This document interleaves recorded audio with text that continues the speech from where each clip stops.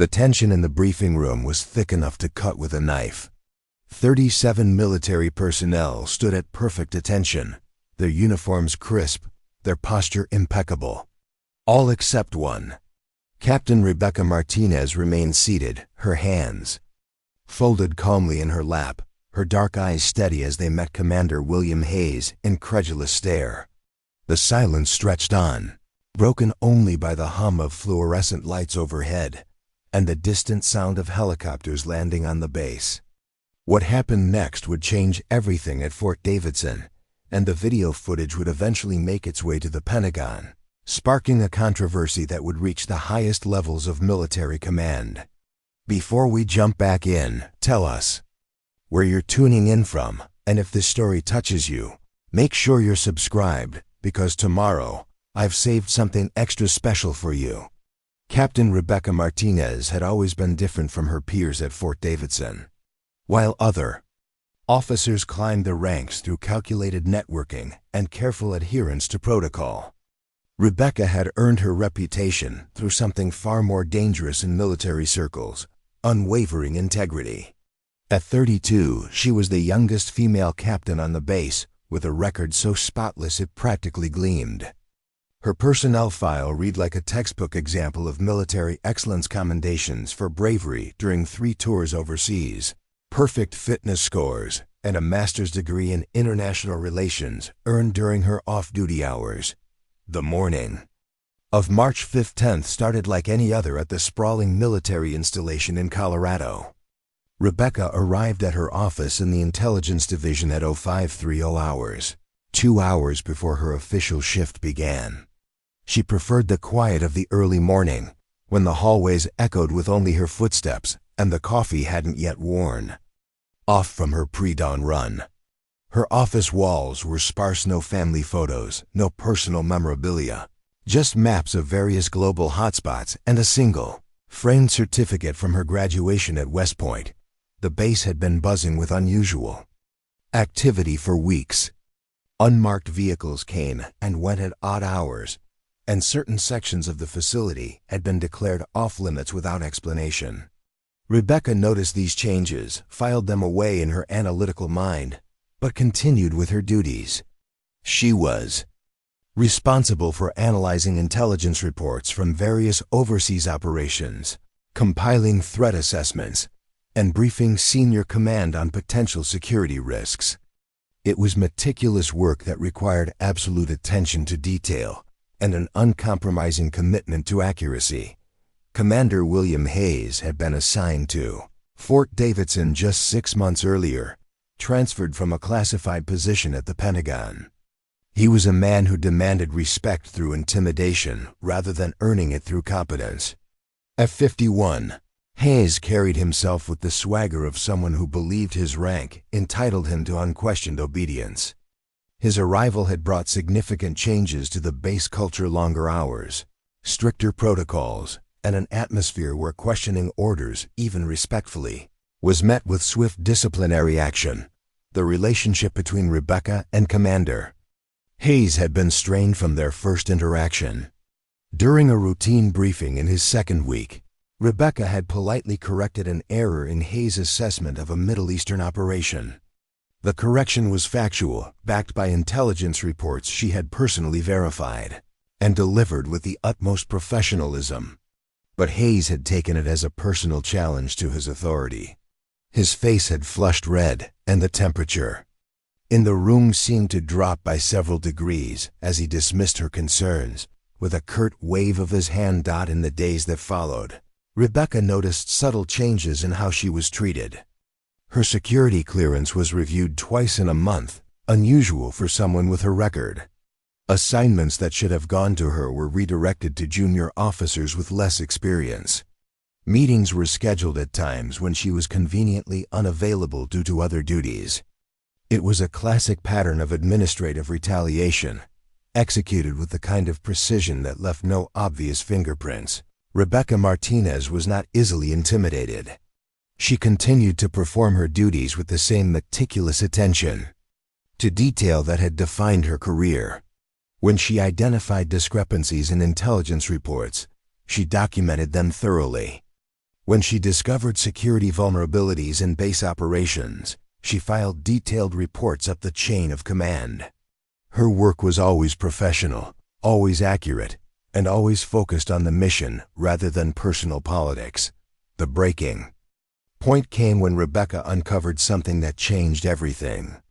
While reviewing classified communications for a routine threat assessment, she discovered evidence of what appeared to be unauthorized weapons transfers. The documentation was buried deep in routine logistical reports, hidden among hundreds of pages of mundane supply chain data. Most analysts would have missed it entirely, but Rebecca's years of experience had taught her to recognize patterns that others overlooked. The transfers involved advanced military equipment being routed to locations that didn't match any authorized operations in her security briefings. Serial numbers didn't align with official inventories. Authorization codes led to dead ends in the bureaucratic maze. Most troubling of all, the signatures approving these transfers belonged to Commander Hayes himself. Rebecca spent 3 sleepless nights verifying her findings, cross-referencing every piece of data, checking and double-checking her conclusions. She knew the implications of what she had discovered could destroy careers, potentially including her own. But she also knew that her oath as an officer required her to report any evidence of misconduct, regardless of the personal consequences. Her first step was to approach Hayes directly. Military protocol demanded that she give her commanding officer the opportunity to explain or correct what might be an innocent mistake. She requested a private meeting, submitted the proper paperwork, and waited for his response. Days passed without acknowledgement. When she followed up, Hayes' aide informed her that the commander was too busy to meet with junior officers about administrative concerns. Rebecca then took her findings to the base's inspector general, a lieutenant colonel named Patricia Wilson, who had a reputation for thorough investigations. Wilson listened carefully to Rebecca's presentation, examined the documentation, and promised a complete review. But within a week, Wilson was transferred to a new assignment across the country. Her replacement, a major with less than 2 years of investigative experience, informed Rebecca that the case had been closed due to insufficient evidence. The pattern was becoming clear. Someone with significant influence was working to suppress Rebecca's investigation, and all roads led back to Commander Hayes. But Rebecca Martinez had not survived 3 combat tours and risen to the rank of captain by backing down when things got difficult. If the normal channels were compromised, she would have to find another way to ensure the truth came to light. The opportunity came in the form of an unexpected visitor to Fort Davidson. Senator Patricia Caldwell, chair of the Senate Armed Services Committee, was conducting a routine oversight visit to military installations in her home state of Colorado. These visits were usually carefully choreographed affairs, with pre-selected personnel giving pre-approved briefings about base operations. But Rebecca knew that Senator Caldwell had a reputation for asking unscripted questions and seeking out perspectives beyond the official party line. The senator's visit was scheduled for March 15th, with a full day of briefings and facility tours planned. Commander Hayes had personally selected the officers who would interact with the senator, and Rebecca Martinez was conspicuously absent from the list. But Rebecca had learned something important during her years in military intelligence. Sometimes the most crucial moments come from opportunities that aren't officially scheduled.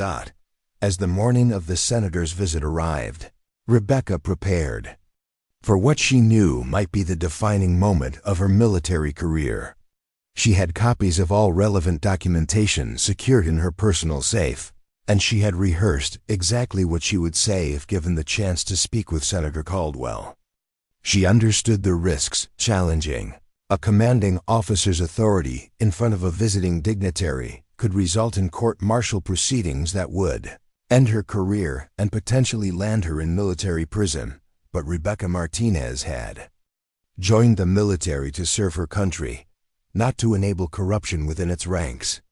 As she put on her dress uniform that morning and looked at herself in the mirror, She thought about the oath she had taken as a young second lieutenant, to support and defend the Constitution of the United States against all enemies, foreign and domestic. Sometimes she realized the most dangerous enemies wore the same uniform you did. The briefing room was filled to capacity when Senator Caldwell arrived. Commander Hayes had arranged for maximum pageantry, a color guard, the base, band, and formal presentations from each department head. Rebecca watched from the back of the room as Hayes delivered his opening remarks, painting a picture of Fort Davidson as a model of military efficiency and integrity. The irony was almost too much to bear. When the formal presentations concluded, Senator Caldwell asked if there were any questions or additional comments from the assembled personnel. It was a standard question, usually met with polite silence or pre-approved remarks from senior officers. But as Commander Hayes prepared to move on to the next item on the agenda, something unexpected happened. Captain Rebecca Martinez stood up. The collective intake of breath was audible as every head in the briefing room turned toward Captain Rebecca Martinez. Senator Caldwell's sharp blue eyes fixed on the young officer with immediate interest. Commander Hayes' face went from professional composure to barely contained fury in the span of a heartbeat. The other personnel remained frozen, unsure whether they were about to witness a career-ending mistake or something far more significant. "Yes, Captain?" Senator Caldwell's voice cut through the tension. "You have something to add?" Rebecca felt the weight of 37 pairs of eyes on her, but her voice remained steady. "Senator Caldwell, with your permission, I believe there are matters of critical importance to national security that require your attention. Matters that haven't been addressed in today's briefings." Commander Hayes stepped forward, his jaw clenched. "Captain Martinez, you're out of line. The Senator's schedule is carefully planned, and, actually, Commander," Senator Caldwell interrupted, raising her hand. "I make my own schedule. Captain, please continue." The silence that followed felt like it lasted an eternity. Rebecca could hear her own heartbeat pounding in her ears. She had crossed the point of no return, and there was no backing down now. She reached into her uniform jacket and withdrew a manila folder containing copies of the documents she had discovered.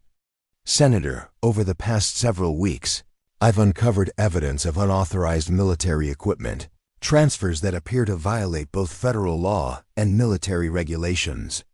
These transfers involve advanced weapon systems being routed to locations that don't correspond to any authorized operations in our intelligence briefings." The room erupted in whispered conversations before Commander Hayes barked for silence. His face had turned a dangerous shade of red, and Rebecca could see a vein pulsing at his temple. "Captain Martinez, you're making serious allegations without proper channels. I'm ordering you to stand down immediately." Preparing and narrating this story took us a lot of time, so if you are enjoying it, subscribe to our channel. It means a lot to us. Now back to the story. But Senator Caldwell held up her hand again. "Commander, please allow the captain to finish. These are exactly the kinds of concerns that oversight visits are designed to address." She looked directly at Rebecca. "Captain, what specific evidence are you referring to?" Rebecca opened the folder and began presenting her findings. With the same methodical precision she used in intelligence briefings, she detailed the discrepancies in serial numbers, the authorization codes that led nowhere, the transfers to locations that didn't match any known operations. As she spoke, she could see Senator Caldwell taking notes, her expression growing increasingly serious. "These transfers," Rebecca continued, "were all authorized by signatures bearing Commander Hayes' approval. When I attempted to verify these operations through proper channels, I encountered systematic obstruction. Personnel involved in oversight were transferred or reassigned. Evidence was classified beyond my clearance level or simply disappeared from databases." Commander Hayes could no longer contain himself. "This is absolute nonsense. Captain Martinez has been under investigation for insubordination and unreliable reporting. She's clearly trying to deflect attention from her own performance issues by making wild accusations against her commanding officer. Senator Caldwell's eyes moved between Rebecca and Hayes, her political instincts clearly engaged. "Commander, you say Captain Martinez is under investigation. What specifically is she being investigated for?" Hayes fumbled for a moment, clearly caught off guard by the direct question. Multiple infractions, failure to follow proper reporting procedures, questioning lawful orders, creating a disruptive environment within her unit. "I see." Senator Caldwell turned back to Rebecca. "Captain, do you have documentation to support your claims?" Rebecca held up the folder. "Yes, ma'am. Copies of all relevant communications, transfer orders, inventory discrepancies, and authorization documents. I've also prepared a detailed timeline showing how evidence was systematically suppressed when I attempted to report through normal channels." The tension in the room was becoming unbearable. Several junior officers were shifting nervously, clearly uncomfortable with witnessing what appeared to be a career-destroying confrontation between their captain and commanding officer. But others were watching with growing interest, as if pieces of a puzzle they hadn't understood were finally falling into place. Senator Caldwell stood up slowly, her 5'6" frame somehow commanding the attention of everyone in the room. "Commander Hayes, I'm going to need to review Captain Martinez's documentation immediately. I'm also going to need access to the relevant personnel files and transfer records she's referenced." "Senator, with all due respect," Hayes began, his voice taking on a threatening edge, "these are internal military matters that fall under operational security protocols. A junior officer making unsubstantiated allegations hardly warrants disrupting." "Commander." Senator Caldwell's voice turned ice cold. "I chair the Armed Services Committee. I have oversight authority over every aspect of military operations, including operational security. Are you suggesting that I don't have the clearance or authority to investigate potential violations of federal law?" The question hung in the air like a loaded weapon. Hayes realized he had just made a critical error, essentially challenging the authority of one of the most powerful people in military oversight. His face went from red to pale in seconds. "Of course not, Senator. I simply meant that proper procedures should be followed, and wild allegations from disgruntled personnel shouldn't be given undue weight without thorough verification." Rebecca seized the moment. "Senator, if I may, there's something else you should know. 3 days ago, I was ordered to report for a psychological evaluation. The evaluating psychiatrist was specifically instructed to assess my fitness for duty based on paranoid ideation and conspiracy thinking. When I asked who had requested the evaluation, I was told it was a direct order from Commander Hayes." Collective gasp went up from several officers in the room. Using psychiatric evaluations as a weapon against whistleblowers was a serious violation of military ethics, and everyone present understood the implications. Senator Caldwell's expression hardened further. "Commander, is this true? Did you order a psychiatric evaluation for Captain Martinez?" Hayes was now visibly sweating despite the air conditioning. "The captain has been exhibiting behavior patterns, making wild claims, seeing conspiracies where none exist, disrupting unit cohesion. A fitness for duty evaluation is standard protocol when an officer's mental state becomes questionable." "And what qualifications do you have to determine that an officer's mental state is questionable?" Senator Caldwell asked. That is, as commanding officer, it's my responsibility to ensure the psychological fitness of my personnel." Rebecca spoke up again. "Senator, I volunteered for the evaluation. I have nothing to hide regarding my mental state. The evaluating psychiatrist found no evidence of psychological impairment and specifically noted that my concerns appeared to be based on legitimate evidence rather than paranoid ideation. I have a copy of that report as well." She produced another document from her folder. Senator Caldwell accepted it and scanned the contents, her eyebrows raising as she read. According to this report, the psychiatrist states that Captain Martinez demonstrates exemplary psychological stability and rational thinking patterns. He further notes that the patient's concerns appear to be based on substantial documentary evidence and legitimate operational security issues. Commander, this doesn't sound like someone suffering from paranoid delusions.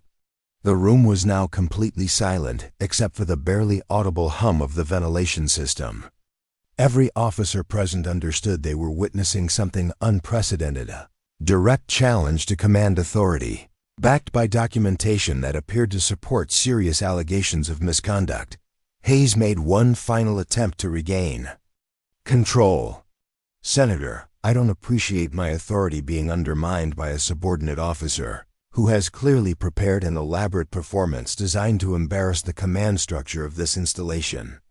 Captain Martinez, you're relieved of duty pending a full investigation into your conduct. But Rebecca Martinez had prepared for this moment. She stood at perfect attention and delivered the words that would become the stuff of military legend. Sir, I respectfully decline to be relieved of duty. My oath is to support and defend the Constitution of the United States, not to protect corrupt officers who violate their sacred trust. I serve my country, not your personal interests. The silence that followed was deafening. In 37 years of military service across multiple conflicts and countless bases, no one in that room had ever heard a captain directly refuse an order from their commanding officer in front of a civilian oversight authority. The moment stretched on, pregnant with implications that would ripple through the entire military command structure. Senator Caldwell's pen stopped moving across her notepad. The fluorescent lights seemed to buzz louder in the absolute stillness that had consumed the briefing room. Commander Hayes' mouth opened and closed without sound, like a fish gasping for air. The other officers remained statue still, afraid that even the slightest movement might draw attention to themselves during what was clearly becoming a career-defining moment for everyone present. Rebecca Martinez maintained her rigid posture, her eyes fixed straight ahead rather than on Hayes' increasingly purple face. She had just committed what many would consider career suicide, but something deeper than self-preservation was driving her actions. The weight of her father's military service, her grandfather's sacrifice in Vietnam, and every principle the uniform represented demanded this moment of truth. Senator Caldwell slowly closed her notepad and stood, her movements deliberate and calculated. At 58, Patricia Caldwell had seen enough political theater to recognize when something genuine was happening. Her 23 years in the Senate had taught her to distinguish between carefully orchestrated drama and the raw authenticity of someone risking everything for principles larger than themselves. Commander Hayes, she said, her voice carrying the authority of someone accustomed to being obeyed by generals, I'm going to need you to step outside for a moment. I want to speak with Captain Martinez privately. Hayes sputtered, Senator. You can't seriously be considering, Commander. The single word cut through his protest like a blade. Outside, now. The room watched as Hayes struggled with a decision that would define the remainder of his military career. Refusing a direct request from the Senate Armed Services Committee chair would be professional suicide, but complying meant losing control of a situation that was already spiraling beyond his ability to manage. After 30 seconds that felt like 30 minutes, he saluted stiffly and walked toward the door, his footsteps echoing like gunshots in the silent room. Everyone else dismissed, Senator Caldwell announced. Except you, Captain Martinez. The exodus was swift and silent, 35 officers filing out with the efficiency of personnel who understood they had just witnessed something that would be discussed in hushed tones for years to come. Several cast backward glances at Rebecca, their expressions mixing admiration with something approaching pity for what they assumed would be her inevitable court-martial. When the door clicked shut, Senator Caldwell gestured for Rebecca to sit. The invitation felt surreal after the formal tension of the confrontation, but Rebecca remained standing. "Captain, you can relax. We're off the record now." Senator Caldwell's voice had lost its official edge, replaced by something approaching maternal concern. "Do you understand what you just did?" "Yes, ma'am." "I refused a direct order from my commanding officer in front of civilian oversight authority. Under the Uniform Code of Military Justice, that constitutes insubordination at minimum, possibly mutiny, depending on how it's interpreted." Senator Caldwell nodded slowly. "And you did it anyway. Why?" Rebecca's composure finally cracked slightly, revealing the emotional weight she had been carrying. "Senator, I've spent 12 years in uniform. I've served in Afghanistan, Iraq, and Syria. I've seen what happens when good people stay silent while those in power abuse their positions. Soldiers die when commanders prioritize personal gain over mission integrity. I couldn't live with myself if I stayed quiet and people got hurt because of weapons that ended up in the wrong hands." The senator studied Rebecca's face with the intensity of someone accustomed to reading people under pressure. "Captain, these are serious allegations you're making. If you're wrong, or if you can't prove what you're claiming, this conversation ends your career and possibly lands you in federal prison. Are you absolutely certain about your evidence?" Rebecca reached into her folder and withdrew a small digital device. "Senator, 3 weeks ago, I discovered that Commander Hayes was using his personal laptop for official communications. That's a violation of cybersecurity protocols, but it also created an opportunity. With proper legal authority, digital forensics could recover deleted communications that might shed light on these unauthorized transfers." Senator Caldwell's eyebrows raised. "Are you suggesting what I think you're suggesting?" "I'm suggesting that a proper investigation with appropriate legal authority might uncover communications that Commander Hayes believes he deleted.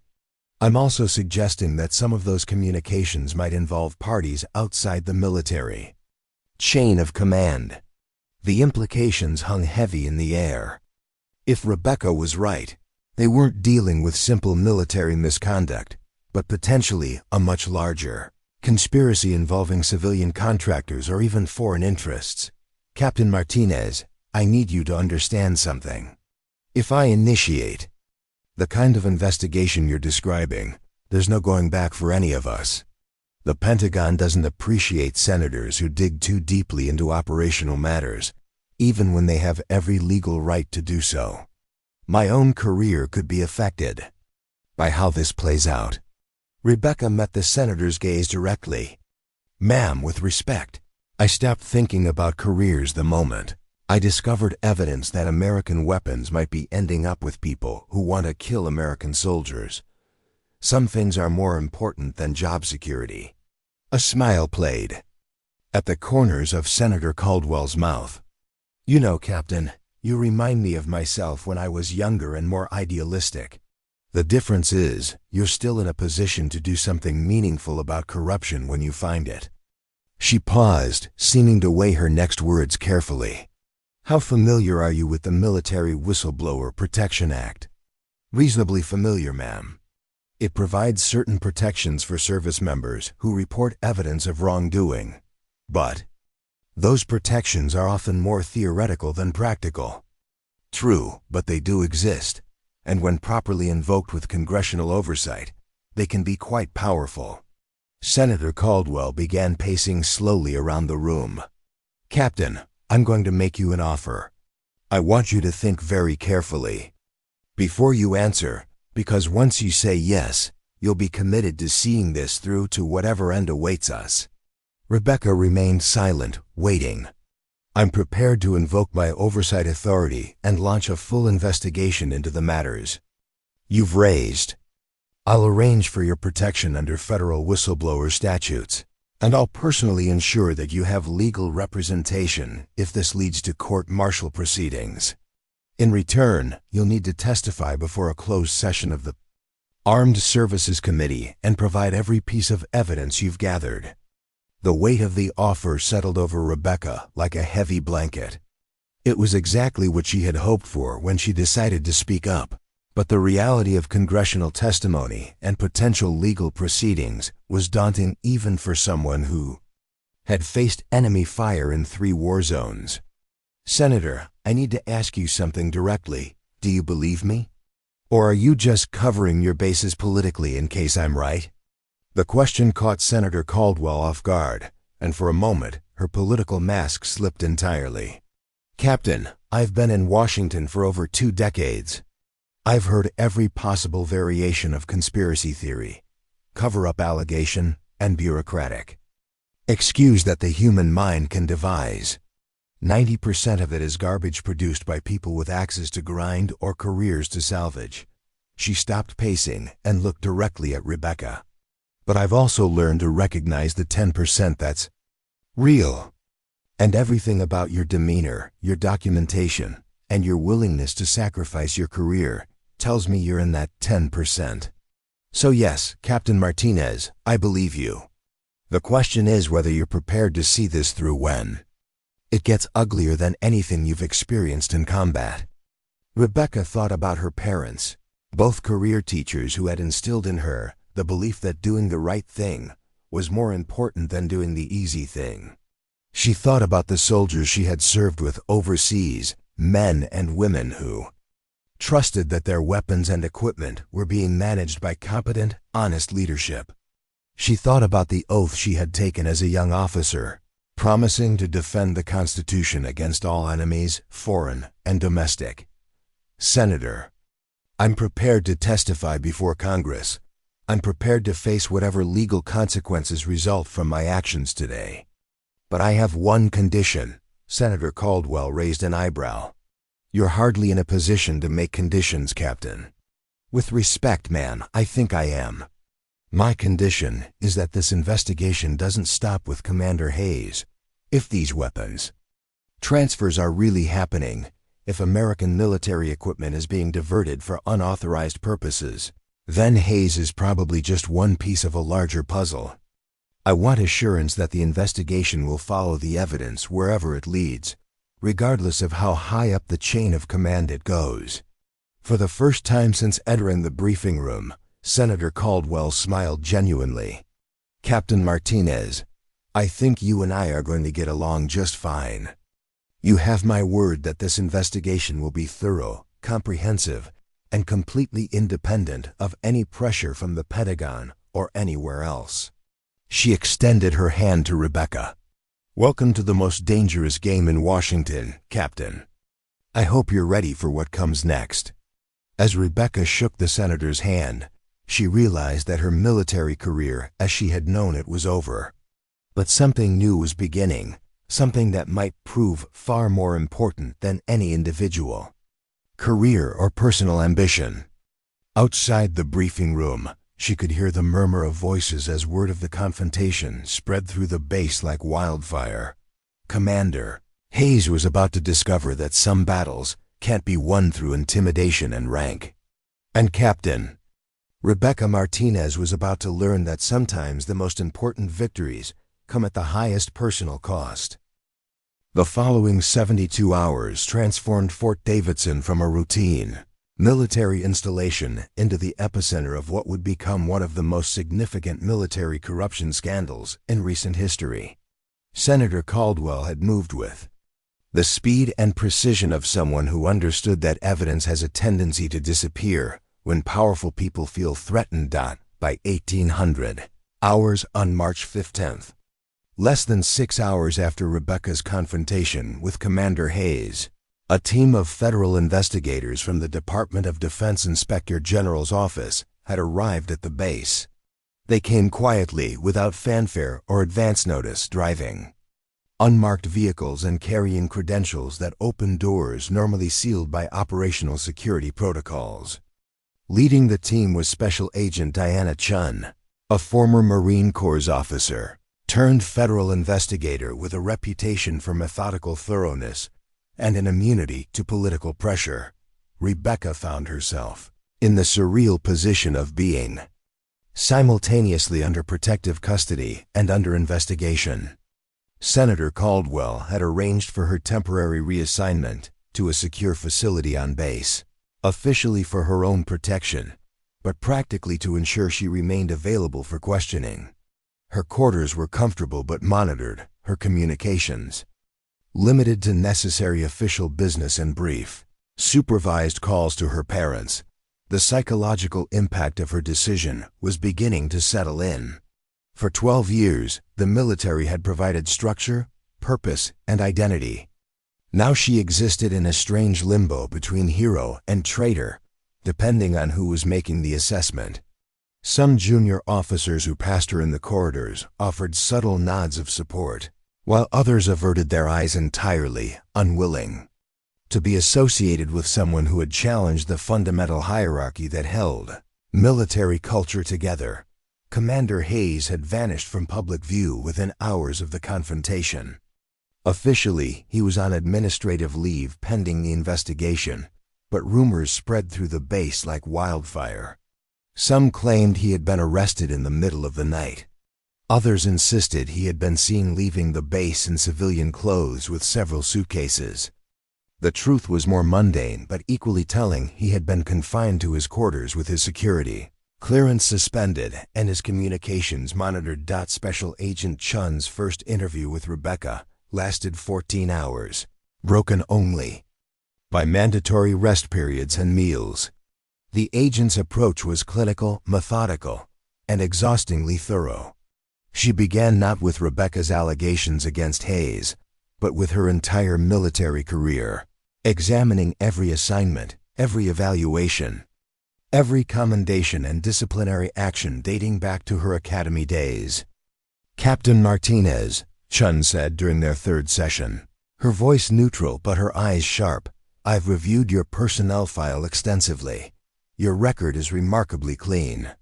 Almost suspiciously clean, some might say. No disciplinary actions, no negative evaluations, no conflicts with superior officers until Commander Hayes arrived at Fort Davidson. That raises questions."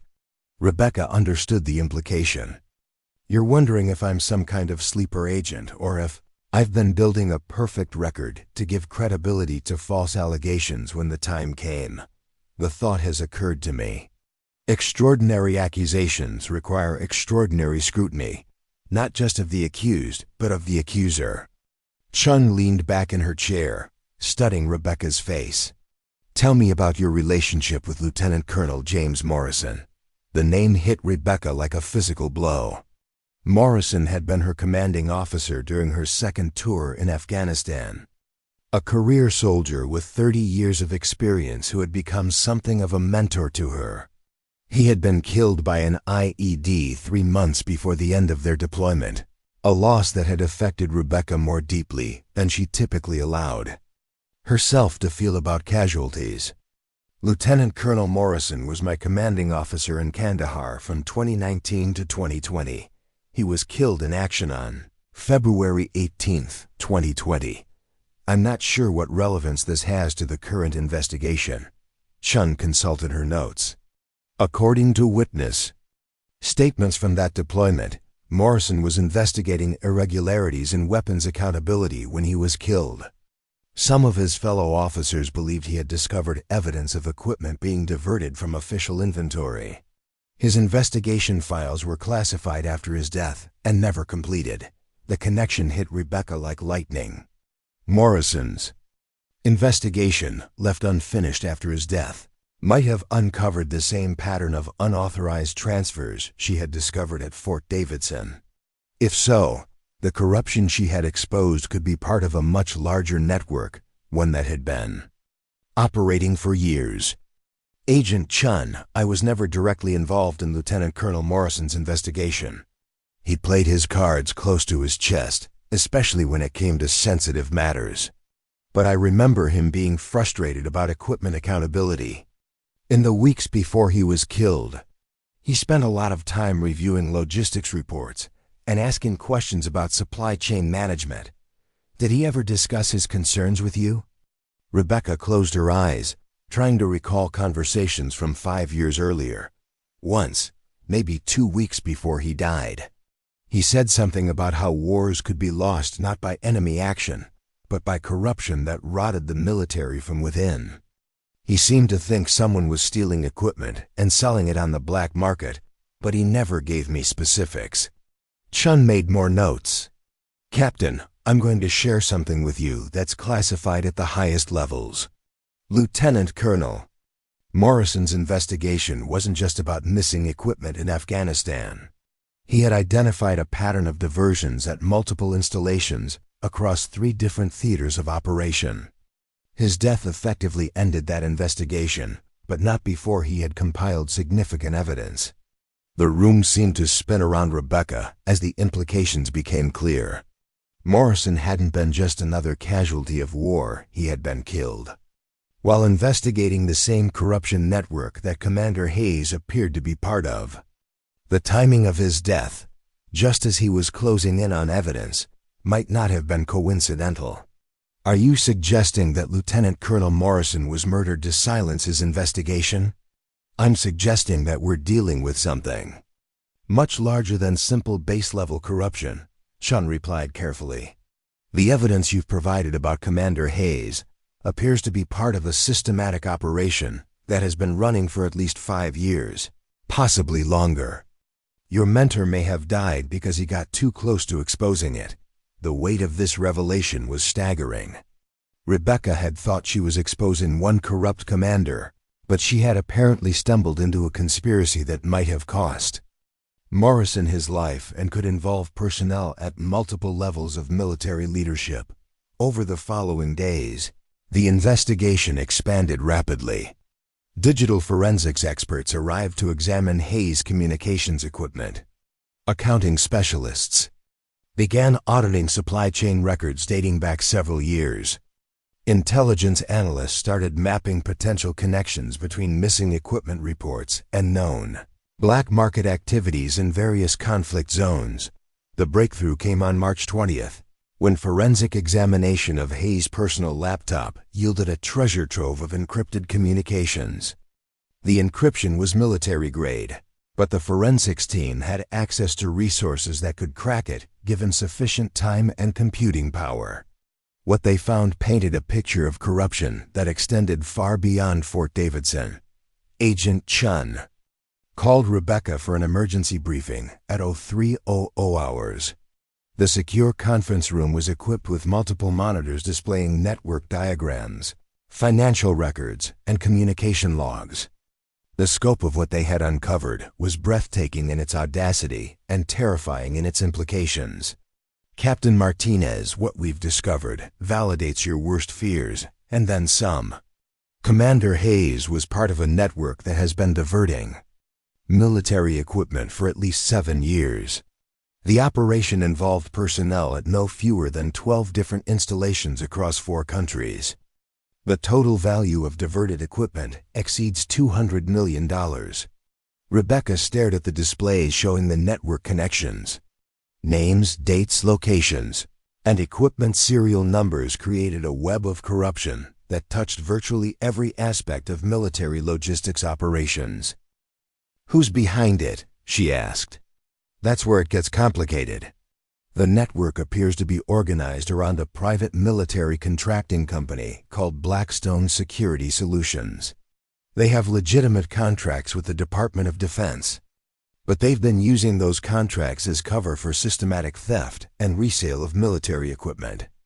Chun pulled up another display showing corporate structure diagrams.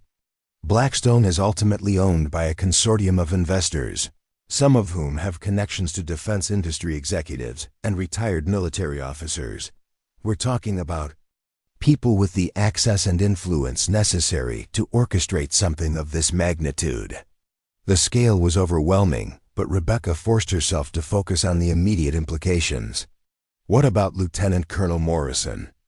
Do you have evidence that his death was connected to this investigation? Chun's expression grew grim.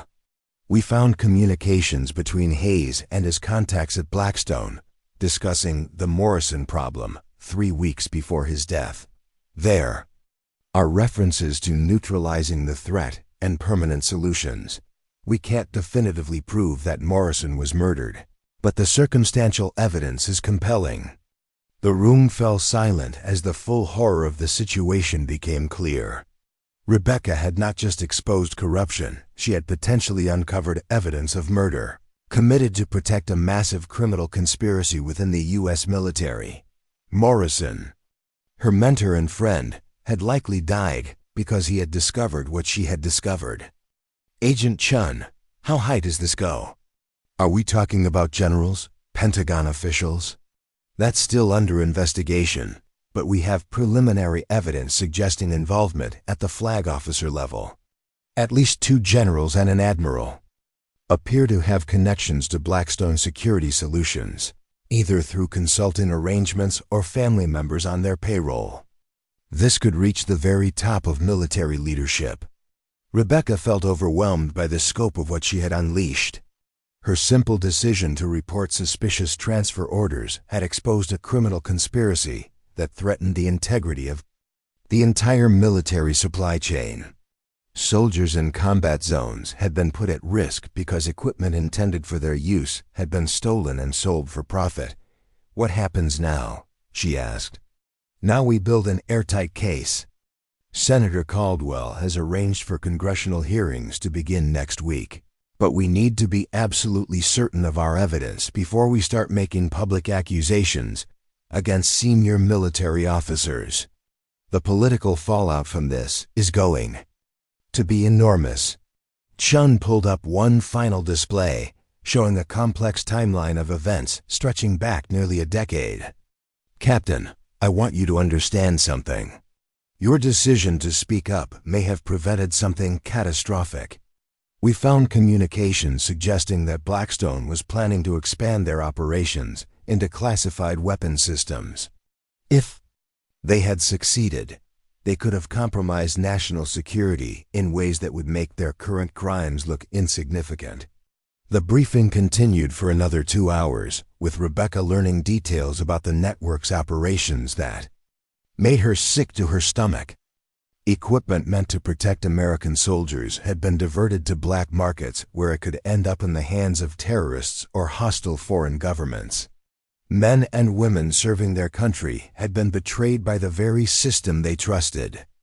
To support them, when the briefing finally ended, Rebecca walked back to her quarters in a daze. The base around her looked the same, but everything had changed. She was no longer just a captain who had challenged her commanding officer. She was a witness to one of the most significant military corruption scandals in American history. Her phone, monitored but functional for essential communications, rang as she reached her quarters. The caller ID showed her parents' number from their home in Texas. Her mother's voice, warm and concerned, brought tears to her eyes. "Rebecca, honey, we saw the news reports about some kind of investigation at your base. Are you okay?"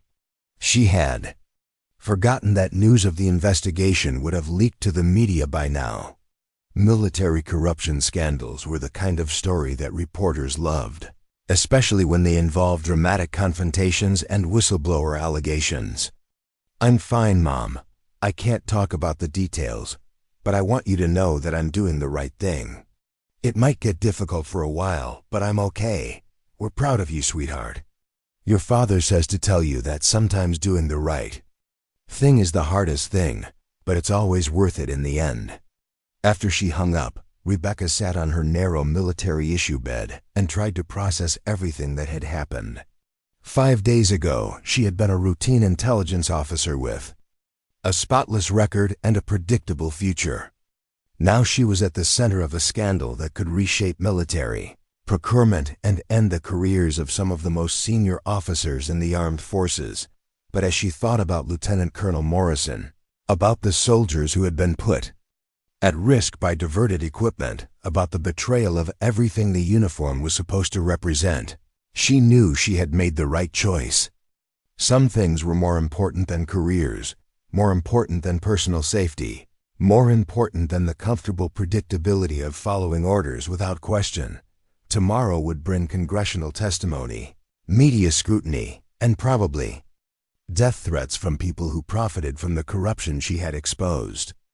But tonight, for the first time in months, Rebecca Martinez slept soundly, knowing that she had honored her oath and her conscience. The Hart Senate office building had never felt more imposing than it did on the morning of March 28th, when Captain Rebecca Martinez walked through its marble halls toward what would become the most consequential testimony in recent military history. 2 weeks had passed since her confrontation with Commander Hayes, and the investigation had mushroomed into a full-scale congressional inquiry that had captured national attention and sent shockwaves through the Pentagon. Rebecca's legal counsel, Colonel Sarah Thompson from the Judge Advocate General's Corps, walked beside her with the confident stride of someone who had defended military personnel in high-profile cases for over 15 years. Thompson had been handpicked by Senator Caldwell to ensure Rebecca received the best possible representation, and her presence provided some comfort in what felt like walking into a political battlefield. "Remember, Captain," Thompson said as they approached the hearing room, "stick to the facts, don't speculate beyond your direct knowledge, and don't let them bait you into making statements you can't support. The committee members have already reviewed your documentation, so this is more about getting your testimony on the record than proving your case." The hearing room buzzed with activity that spoke to the magnitude of what was unfolding. Network television cameras lined the walls, their lenses focused on the witness table where Rebecca would soon sit.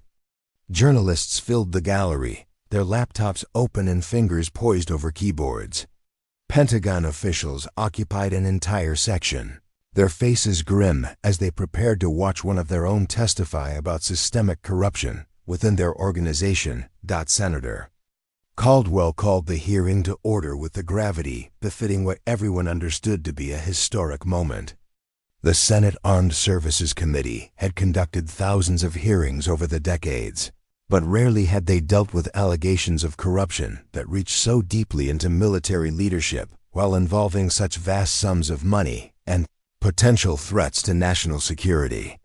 This hearing is called to examine allegations of systematic equipment diversion within the United States military and the potential compromise of national security resulting from these activities, Senator Caldwell announced to the packed room. "Our first witness is Captain Rebecca Martinez, United States Army, who brought these allegations to congressional attention." As Rebecca took her seat at the witness table, she noticed familiar faces scattered throughout the room. Special Agent Chun sat in the front row, her expression encouraging. Several officers from Fort Davidson occupied a section reserved for military personnel, their presence a reminder that her actions had affected real people with real careers. Most surprising was the presence of her parents in the gallery, their faces showing a mixture of pride and worry that made her chest tighten with emotion. Senator Michael Harrison of Texas, the ranking Republican member of the committee, opened the questioning with a tone that immediately set the adversarial nature of what was to come. Harrison was known for his aggressive defense of military leadership and his skepticism of whistleblower claims that he often characterized as attention-seeking by disgruntled personnel. "Captain Martinez, you've made serious allegations against your commanding officer and, by extension, against military leadership more broadly. Before we proceed, I want to establish your credibility. Have you ever been disciplined for insubordination prior to the incident with Commander Hayes?" Rebecca had prepared for this line of questioning. "No, sir. My personnel file reflects no disciplinary actions for insubordination or any other infractions throughout my 12-year military career. And yet, on March 15th, you refused a direct order from your commanding officer in front of civilian oversight authority. That's a serious breach of military discipline, wouldn't you agree?" The question was designed to paint her as inherently insubordinate, but Rebecca had learned to navigate such rhetorical traps during her intelligence training. "Senator Harrison, I refused an unlawful order to cease reporting evidence of potential criminal activity to proper oversight authority. The Uniform Code of Military Justice requires service members to disobey unlawful orders." Senator Harrison's eyebrows raised.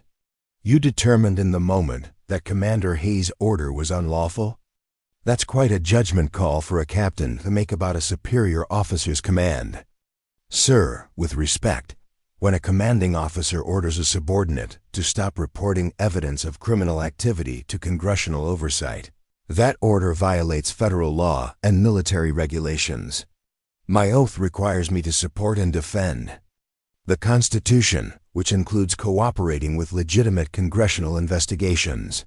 The exchange continued for 20 minutes, with Harrison attempting to portray Rebecca as an ambitious officer willing to destroy careers for personal advancement, while Rebecca systematically dismantled each suggestion with factual responses backed by documentation and legal precedent. The other committee members watched this verbal sparring match with growing interest, recognizing that Rebecca's composure under aggressive questioning was lending credibility to her allegations. Senator Linda Williams of California, a former prosecutor known for her methodical approach to witness examination, took over the questioning with a dramatically different tone. Captain Martinez, let's discuss the specific evidence you discovered. Walk the committee through your investigation process and what led you to conclude that unauthorized equipment transfers were occurring.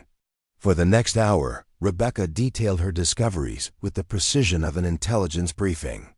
She explained the discrepancies in serial numbers, the authorization codes that led nowhere, the transfers to locations that didn't match authorized operations.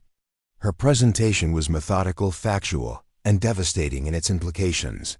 Captain, you mentioned that when you attempted to report these irregularities through normal channels, you encountered what you characterized as systematic obstruction. Can you elaborate on that?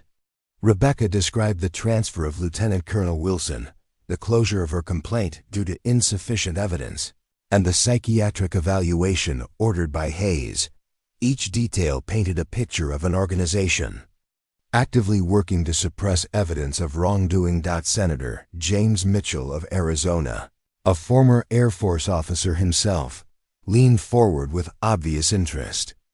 Captain, in your military experience, is this pattern of suppression consistent with normal bureaucratic inefficiency, or does it suggest coordinated effort to prevent investigation?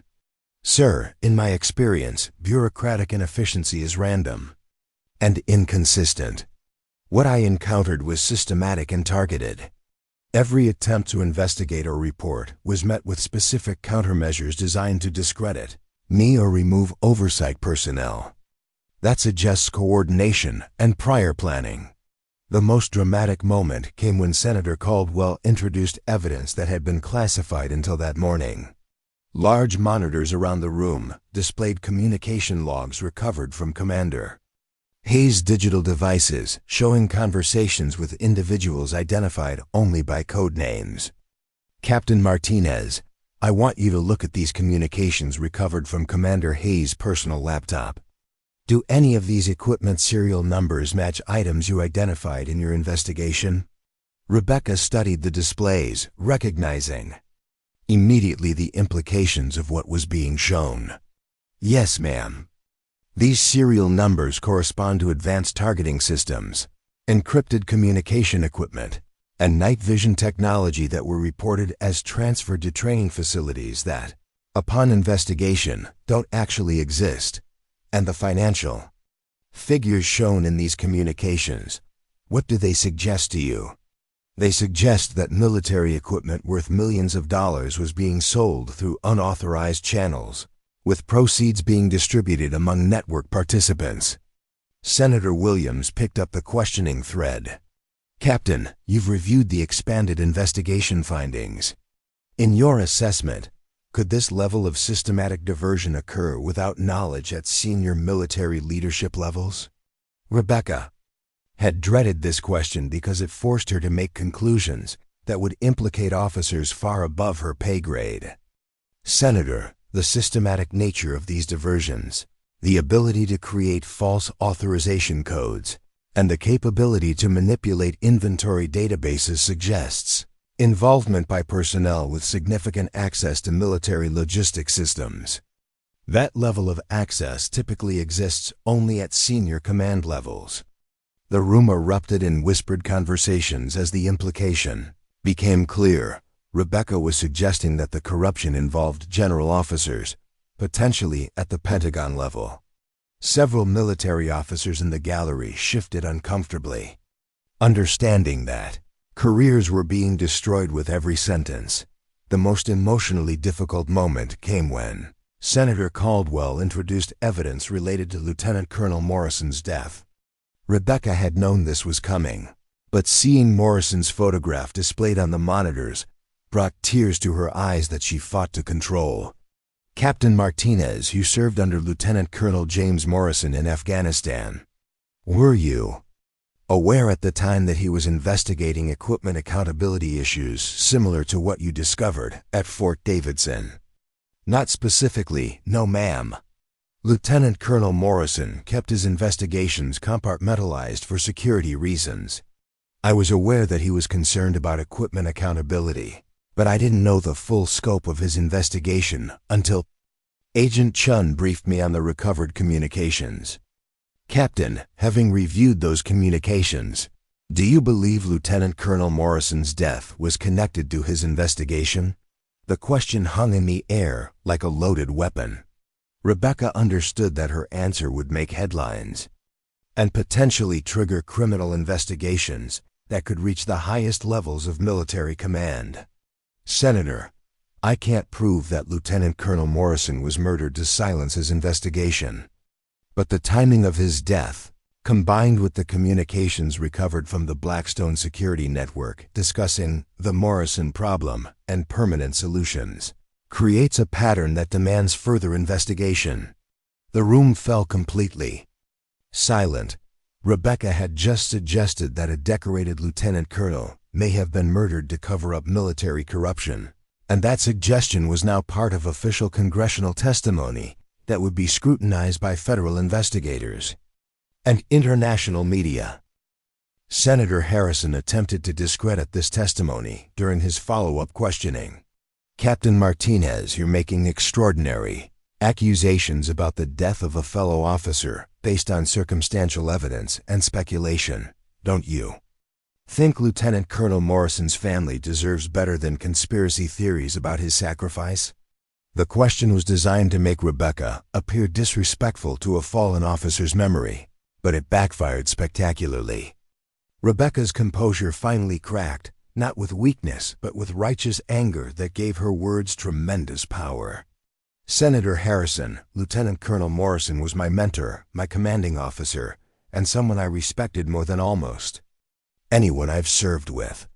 If he was murdered to cover up the theft of equipment meant to protect American soldiers, then his family deserves the truth, not a comfortable lie that protects corrupt officers.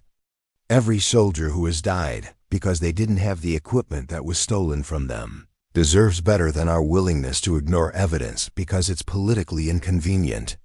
The emotional power of her response silenced the room completely. Even Harrison seemed taken aback by the passion and conviction in her voice.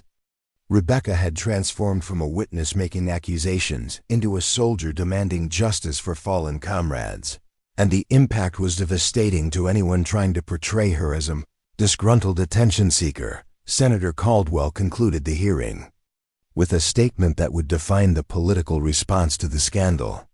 Captain Martinez, your courage in bringing these allegations forward, despite the personal and professional risks, exemplifies the highest traditions of military service. This committee will pursue these matters until we have uncovered the full truth, regardless of how high the investigation leads or how many careers are affected. As Rebecca left the witness table, she was surrounded by reporters shouting questions.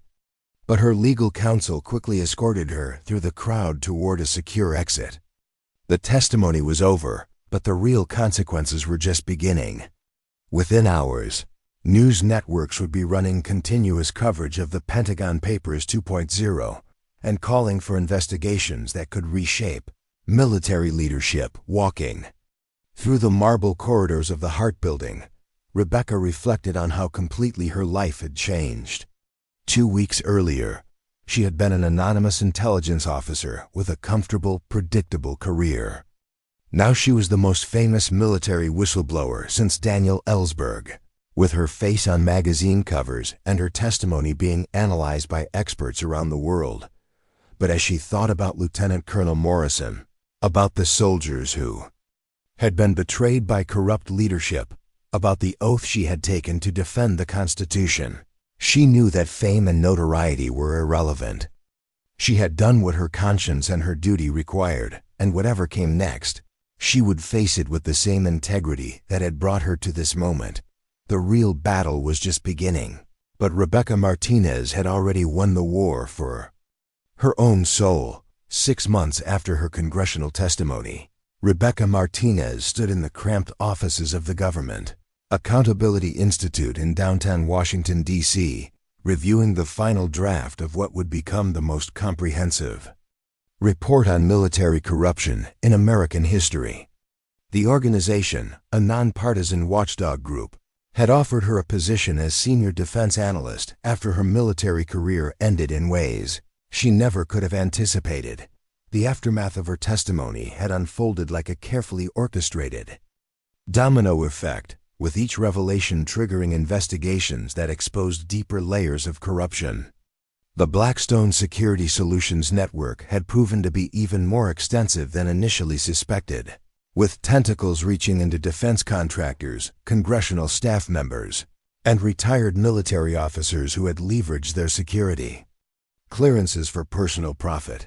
Commander William Hayes had been the first casualty, court-martialed and sentenced to 15 years in federal prison for conspiracy, fraud, and violations of the Espionage Act. But Hayes was merely the opening act in a drama that would ultimately implicate 2 Marine generals, an Air Force colonel, and a Navy admiral whose combined years of service exceeded a century.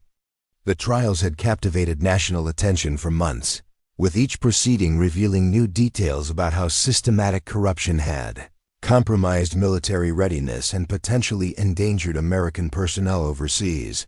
The investigation into Lieutenant Colonel Morrison's death had yielded the most shocking revelations.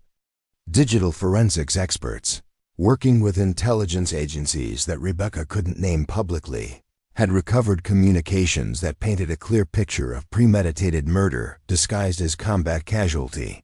Morrison had been killed not by enemy action, but by explosives planted in his vehicle by contractors working for Blackstone Security Solutions. 3 men had been arrested in connection with his death, including a former Navy SEAL, who had been hired specifically to eliminate witnesses who posed threats to the network's operations. Rebecca's phone buzzed with a text from her assistant. Press conference in 20 minutes. CNN, Fox, MSNBC all confirmed. She had grown accustomed to media attention, though she still found it surreal that her opinions on military affairs were now sought by major news networks and congressional committees on a regular basis. Her transformation from anonymous intelligence officer to nationally recognized expert had happened so quickly that she sometimes felt like she was watching someone else's life unfold. The press conference was being held to release the Government Accountability Institute's final report on what the media had dubbed the Pentagon procurement scandal. The document, nearly 800 pages of meticulously researched findings, documented corruption totaling over $400 million across 15 military installations in 7 countries. More significantly, it revealed systematic vulnerabilities in military procurement processes that had allowed the corruption to flourish for nearly a decade without detection. As Rebecca walked into the press conference room, she was struck by how different this felt from her congressional testimony 6 months earlier. Then, she had been a lone voice making allegations that many found difficult to believe. Now she was presenting conclusions supported by federal investigations, criminal convictions, and documentary evidence that even the most skeptical observers found impossible to dismiss. The room was packed with reporters, congressional staff, members, Pentagon officials, and representatives from military reform organizations. Cameras from major networks flanked the podium where Rebecca would present findings that would influence defense policy for years to come. Dr. Patricia Reynolds, the Institute's director, introduced Rebecca with words that still felt surreal. Captain Rebecca Martinez has become synonymous with military reform and accountability. Her courage in exposing the Blackstone network has led to changes in defense, procurement that will protect both taxpayer dollars and military personnel for generations to come. Rebecca approached the podium with a confidence that had developed through months of congressional hearings, media interviews, and confrontations with military officials who viewed her as either a hero or a traitor, depending on their perspective. She had learned to navigate the political landscape of Washington while maintaining the integrity that had driven her initial decision to speak up. 6 months ago, I testified before Congress about corruption I had discovered at Fort Davidson. Today, I stand before you with evidence that the problem was far more extensive than anyone initially realized, but also with proof that accountability and reform are possible when people choose courage over comfort. She clicked to the first slide of her presentation, showing a network diagram that illustrated the scope of the corruption. Red lines connected dozens of military installations, defense contractors, and individual participants in what investigators had termed the largest systematic theft of military resources in U.S. history. The Blackstone Security Solutions Network operated for 8 years, diverting equipment worth over $400 million from American military forces.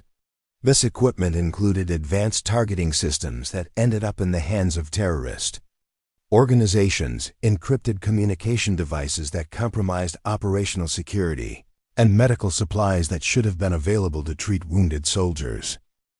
The room was completely silent as she detailed the human cost of the corruption.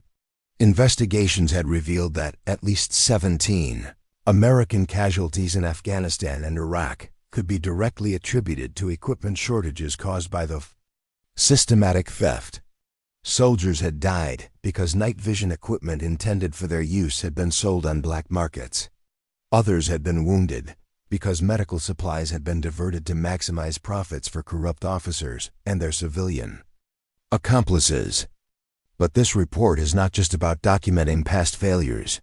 Rebecca continued, her voice gaining strength as she moved into the reform recommendations that represented months of collaboration with military experts and policy specialists. It's about ensuring that such systematic corruption cannot occur again. The reforms she outlined were comprehensive and revolutionary. New digital tracking systems would monitor equipment from manufacturing through deployment, making unauthorized diversions virtually impossible. Mandatory rotation of procurement officers would prevent the long-term relationships that had enabled corruption to flourish. Independent oversight committees with civilian participation would review all major equipment transfers and investigate anomalies without interference from military command structures. Most significantly, the report recommended the creation of a military ombudsman office with direct reporting authority to Congress, bypassing the traditional chain of command that had enabled the suppression of Rebecca's initial complaints. Military personnel would have a protected channel for reporting corruption without fear of retaliation from their superiors. During the question period that followed her presentation, Rebecca faced the kinds of challenges that had become routine in her new career. Pentagon representatives questioned whether the proposed reforms would compromise operational security.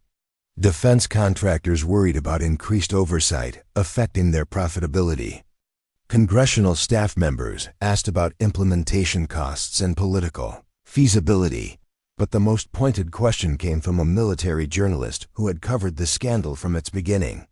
Captain Martinez, some critics argue that your actions while exposing genuine corruption have damaged military morale and public confidence in military leadership. How do you respond to suggestions that whistleblowing, even justified whistleblowing, ultimately weakens national defense? Rebecca had anticipated this question because it reflected a fundamental tension in military culture between loyalty and accountability. Her response drew on months of reflection about the costs and benefits of her decision to speak up. Military morale is not strengthened by protecting corrupt officers or maintaining Comfortable lies about institutional integrity. Soldiers' confidence is not enhanced when they know that equipment meant to protect them is being stolen by their own leadership. National defense is not improved by allowing systematic theft of military resources to continue unchallenged. She paused, looking directly at the camera she knew would broadcast her words to military personnel around the world. The greatest threat to military effectiveness is not accountability for misconduct. It's the acceptance of misconduct as inevitable or untouchable. Every soldier deserves leadership they can trust, equipment they can rely on, and institutions that prioritize mission success over personal profit. The applause that followed was sustained and came from across the political spectrum represented. In the room, even Pentagon officials who had initially opposed the investigation seemed to recognize the validity of her arguments. After the press conference, Rebecca walked through the streets of Washington, D.C., reflecting on how much had changed. Since that March morning when she had decided to stand up during Senator Caldwell's visit, the city around her bustled with the usual activity of political power brokers and policy advocates.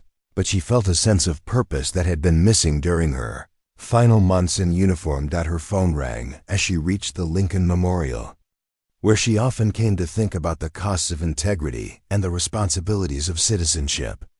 The caller was Senator Caldwell, who had become both a mentor and friend during the months of investigation and reform efforts. "Rebecca, I wanted to congratulate you on today's presentation. The response from committee members has been overwhelmingly positive, and I think we have the votes to pass comprehensive procurement reform legislation." The conversation continued for 20 minutes, covering the political strategy needed to turn the report's recommendations into law. But what struck Rebecca most was how normal these discussions of congressional votes and committee hearings had become.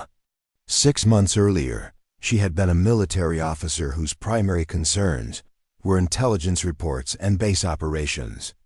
Now she was a policy advocate whose opinions influenced legislation that would affect military operations for decades. That evening, Rebecca returned to her small apartment in Alexandria, Virginia, a far cry from the military quarters that had been home for most of her adult life. Her civilian life still felt strange sometimes, but she had found purpose in work that combined her military experience with advocacy for institutional reform. She opened her laptop to review the hundreds of messages that had arrived following the press conference. Most were supportive, from military personnel who thanked her for having the courage to expose corruption that had affected their own units. Others were critical, accusing her of betraying the military family and damaging institutional trust for personal gain. But one message stood out, from an Army captain stationed in Germany, Captain Martinez. "I discovered irregularities in equipment transfers at my installation. After reading your report and seeing today's press conference, I've decided to report them to the new Ombudsman office. Thank you for showing that doing the right thing is possible, even when it's difficult." Rebecca stared at the message for several minutes, understanding its significance. The reforms she had advocated for were already working, creating channels for accountability that hadn't existed when she first discovered evidence of corruption. Other military personnel were finding the courage to speak up about misconduct they witnessed, knowing that protective systems existed to support them. She thought about Lieutenant Colonel Morrison, whose death had been the catalyst for much of what followed her initial testimony. His murder had been avenged through legal processes that sent his killers to prison, but more importantly, his investigation had been completed through the work of people who refused to let his sacrifice be forgotten. 6 months after refusing to salute Commander Hayes, Rebecca Martinez had become something she never expected to be, a symbol of institutional reform and individual courage that inspired others to choose integrity over comfort. Her military career had ended, but her service to the country had taken new forms that might prove even more valuable than anything she could have accomplished in uniform. The corruption network that had operated with impunity for nearly a decade had been dismantled. The systematic vulnerabilities that enabled their crimes had been addressed through comprehensive reforms.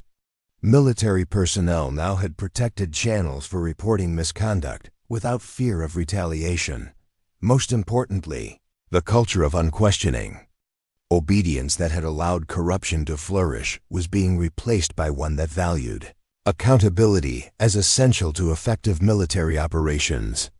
Rebecca's refusal to salute a corrupt commander had evolved into a national conversation about the balance between military discipline and individual responsibility to expose wrongdoing. As she prepared for bed in her civilian apartment, Rebecca reflected on the cost of her decision. Her military career was over, her life had been completely transformed, and she would forever be known primarily as the officer who challenged corruption at Fort Davidson. But when she thought about the soldiers who would be better equipped and better led because of the reforms her courage had triggered, she knew that some prices were worth paying. The room had indeed fallen dead silent when she refused to salute Commander Hayes, but from that silence had emerged a voice that spoke truth to power and demanded accountability from those entrusted with the nation's defense. That voice had become a movement for reform that would protect military personnel and taxpayers for generations to come. Rebecca Martinez had kept her oath to support and defend the Constitution, and in doing so, she had helped ensure that others could do the same. 2 years after that fateful moment at Fort Davidson, Rebecca Martinez stood before the imposing bronze doors of the Pentagon, clutching an official invitation that still felt surreal in her hands. The Secretary of Defense had personally requested her presence at a ceremony that would officially launch the Morrison-Martinez Military Accountability Act, legislation named after both her deceased mentor and herself, an honor that brought tears to her eyes every time she thought about it.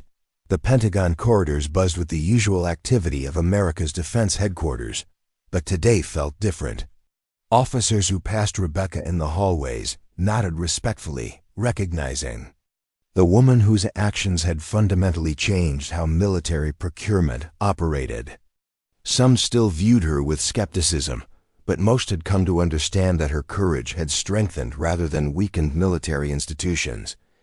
Inside the Secretary's conference room, Rebecca found herself surrounded by an unlikely assembly of people whose lives had been touched by the scandal. Senator Caldwell sat at the head table, now serving as Secretary of Defense after the previous secretary had resigned in the wake of the corruption revelations. Special Agent Chun had been promoted to head the newly created Defense Criminal Investigation Unit. Colonel Thompson, her former legal counsel, now directed the Military Ombudsman Office that Rebecca had helped design. But the most meaningful presence was that of Sarah Morrison, Lieutenant Colonel James Morrison's widow, who had become a close friend during the investigation into her husband's murder. Sarah had fought tirelessly to ensure that her husband's death led to meaningful reform, rather than just another military scandal quickly forgotten by the media. "Ladies and gentlemen," Secretary Caldwell announced as she called the ceremony to order, "we gather today not to celebrate the exposure of corruption, but to commemorate the courage that made exposure possible and the reforms that will prevent such corruption from occurring again." The Morrison-Martinez Act represented the most comprehensive military procurement reform in decades. Its provisions had already prevented an estimated $100 million in potential theft through enhanced tracking systems, mandatory rotation of procurement officers, and independent oversight committees. More importantly, it had created a culture where questioning suspicious activities was viewed as patriotic duty rather than insubordination. Rebecca was invited to speak about the legislation's implementation, but as she approached the podium, she found herself thinking not about policy details but about the personal journey that had brought her to this moment. She had lost her military career but gained something more valuable: the knowledge that individual courage could create institutional change that protected countless others. 2 years ago, I made a decision that felt like the end of everything I had worked for, she began, her voice steady despite the emotion she felt. Today, I understand that it was actually the beginning of something far more important than any individual career could ever be. She spoke about the letters she received weekly from military personnel who had used the new accountability systems to report misconduct without fear of retaliation. She described the equipment tracking systems that had already prevented diversions worth millions of dollars. Most importantly, she talked about the cultural shift that had made integrity and transparency military virtues rather than threats to be suppressed. Lieutenant Colonel Morrison died investigating the corruption that I was privileged to help expose. His sacrifice was not in vain if we remember that our oath is to the Constitution and the American people, not to any individual commander or comfortable system that enables wrongdoing.